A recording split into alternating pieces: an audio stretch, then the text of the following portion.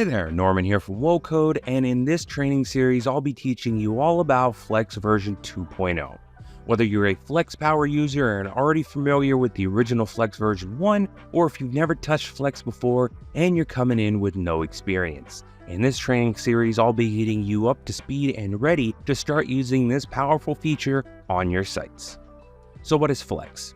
If you're new to Flex, Flex enables designers to create fluid layouts that adjust by breakpoint using free-form and drag-and-drop elements anywhere you'd like, giving you complete control over the look of your site no matter which device you view on, allowing you to achieve your design vision without compromise.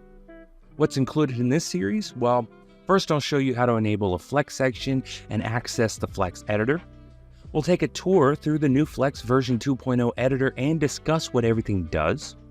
I'll show you the key differences between Flex columns and advanced grids and when to use each one. And lastly, we'll check out a couple of pre-made sections and discuss how they work. I'm confident that by the end of this short training series, you will be well on your way to building fully responsive sites that look great on any device. So without further ado, let's get started learning Flex.